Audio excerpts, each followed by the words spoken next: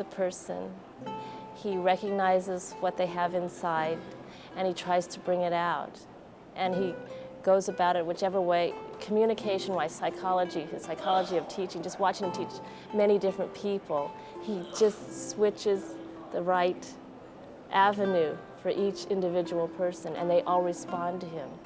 He can convey things to the children and get results in just a really magical way.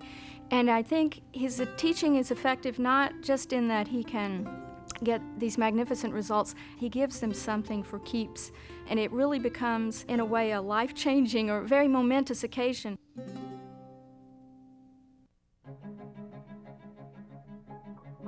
One of the first programs to teach the Suzuki method in the United States was a New York State grant project called Super.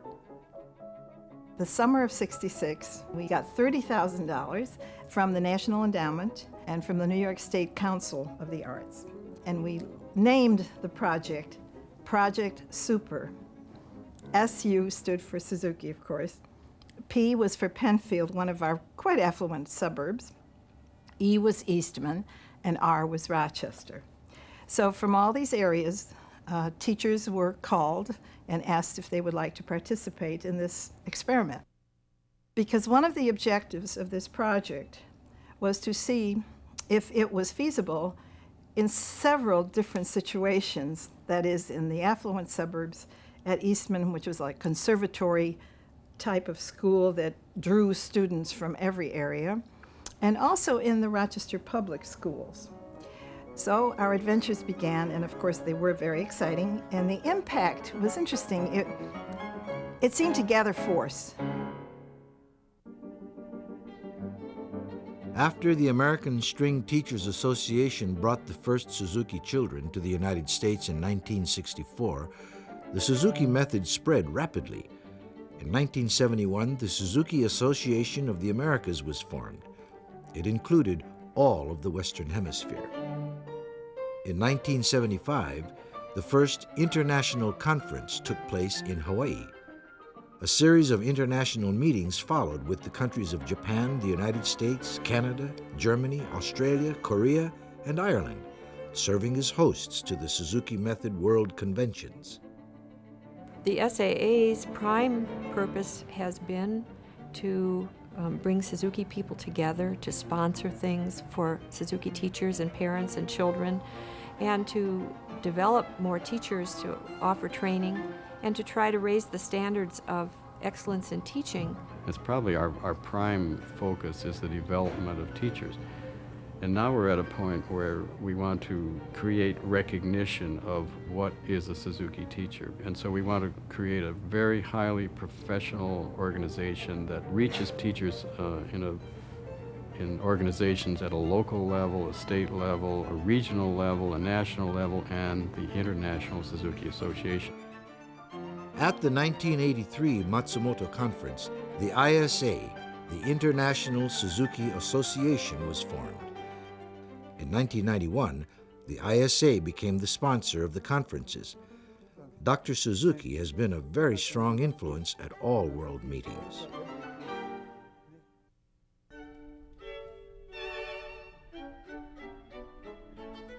After World War II, America viewed Japan as a source for cheap miniaturized goods and inexpensive cameras.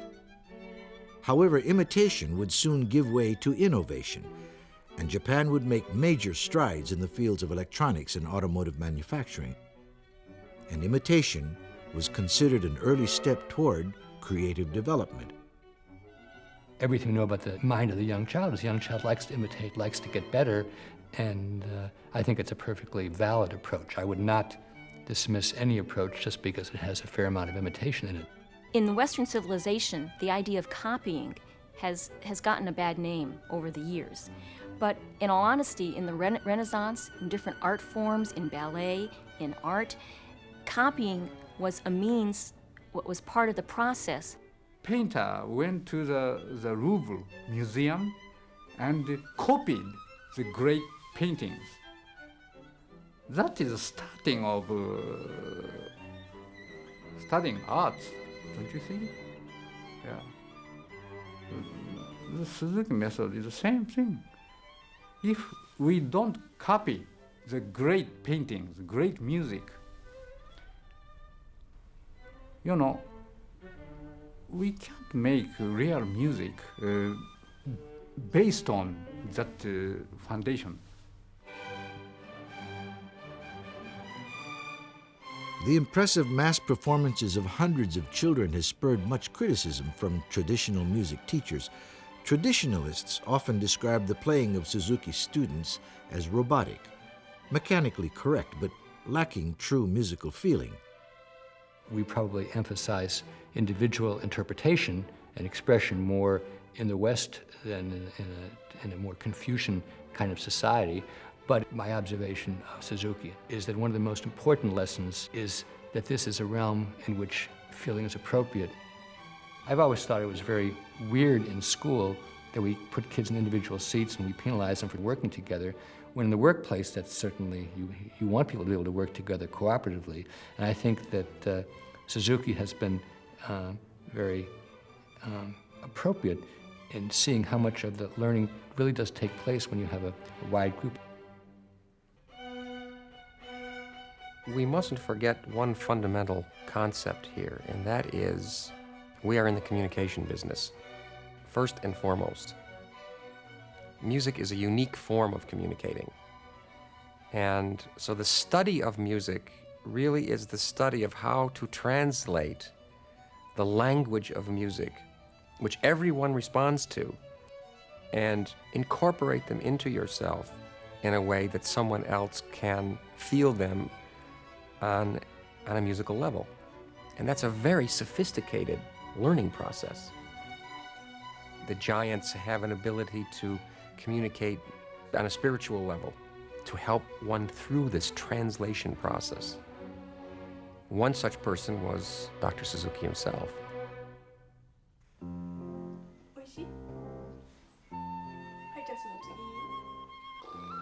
Mass concerts have also been equated with mass production. Yes, Suzuki often uses group lessons to help children learn by example, but training is still individual in the classroom and at home. I believe that the heart of Suzuki instruction is individual.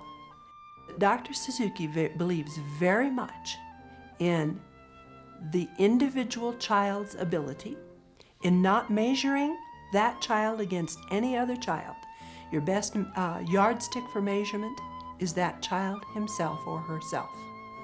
The instruction even has its own support system. The parent, who is the home teacher, is right there in that private lesson situation, so that can hardly be anything I can think of that's more individual. The advantage for the children of playing together in groups is the support they get from one another and the fun that they have. This repetition, whether it's performance or group class, is not the heart of their instruction, but it allows permanence through exercise. You get the instruction yourself, but you're seeing somebody else get taught, and you're hearing these ideas being processed, and you see how it happens for them.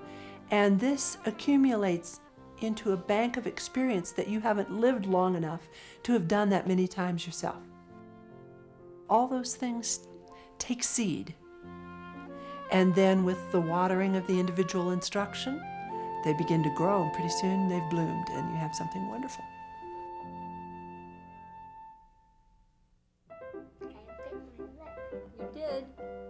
One final misconception is that the Suzuki children don't read music.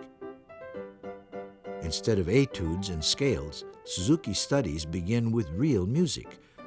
Students are taught to play first and then to read music once the playing skill has been established. A lot of traditional teachers don't understand much about Suzuki method, and they feel that the kids never learn to read music. That's the biggest criticism.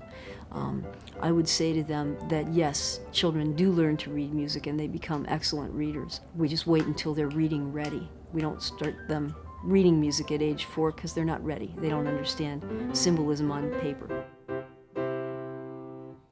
We in this country were so excited about the value of the ear training that Dr. Suzuki's approach allows, that perhaps we did make errors in our timing, not in what we did, but in the timing.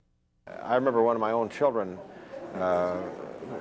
we delayed his reading longer than we should have. And so he was put in an orchestra in 7th grade, like in 3rd violins, because he couldn't read that well. But he was concertmaster by Christmas. And I said, I'm sorry you went through that. And he said, oh, it's all right. He said, I'll tell you one thing. It's a lot easier to learn to read than it is to play the violin. Western teachers have been quick to add music reading and theory to the Suzuki curriculum. The required technical training is inherent in the Suzuki violin repertoire through a system of 10 instructional books. This step-by-step method has been adapted for the piano, viola, cello, flute, harp, guitar, bass, and recorder.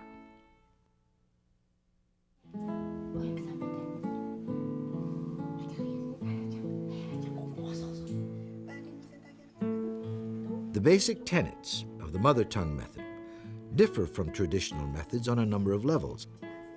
Unlike methods which often wait until the age of 9 before training begins, the Suzuki method is known for the enormous progress which occurs with students as young as 2 and 3. Well, one of the things we know now from lots of research is that the human brain is extremely flexible in the first months and years of life, and the kinds of connections that can be made, and even the number of connections that can be made, is integrally tied to the richness of the experience that the organism has. So what a rich kind of bathing, which is the way I think about Suzuki and music, is in the early years of life, is it's sort of a daily tonic for the nervous system, and that investment in early age is very, very profound. Suzuki intuitively knew that 50 years ago. And that comes about if the attitudes are developed in the first 3 years of life.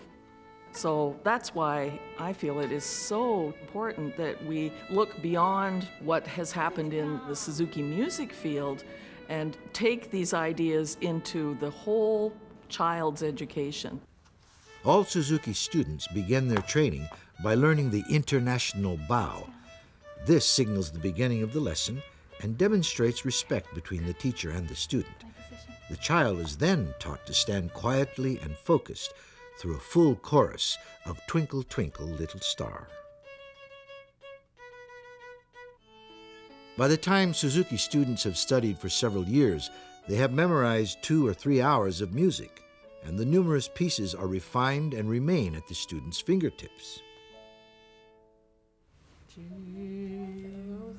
That's a low sound. Yeah, let me hear it. In traditional instruction, ear training is often delayed until the child is fluent in musical notation, but the Suzuki method teaches pitch recognition and rhythm from the very first lesson.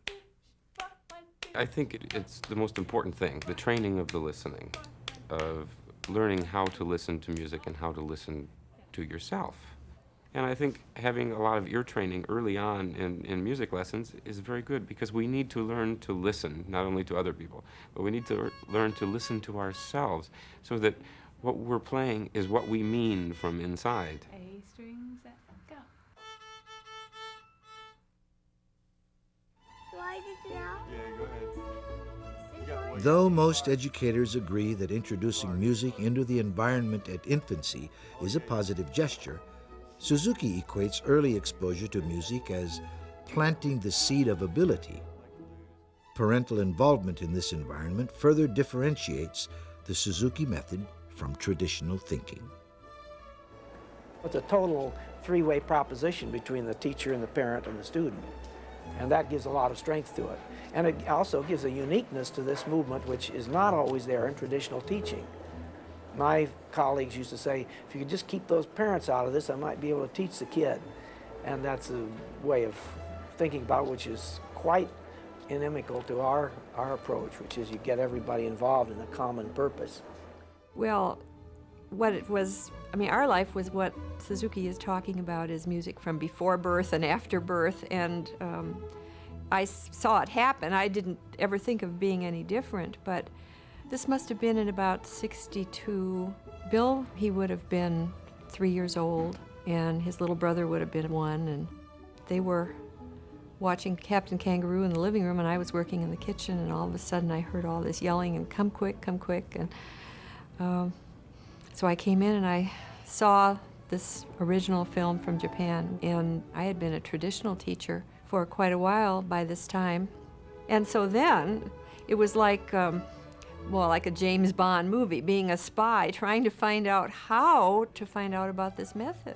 From the ages of about 5 to 8, I suppose, it was something fun to do. I did that. I also went out in the backyard and played ball and broke windows and all the other things that kids do. I did enjoy the sound, and also I think the social aspect of it. The positive approach, encouragement and gentility, if you will, is something that I think my parents related to very well, not only as music teachers, but in parenting. I think one of the leading things that makes the Suzuki method different and so successful is the many ways it motivates the child.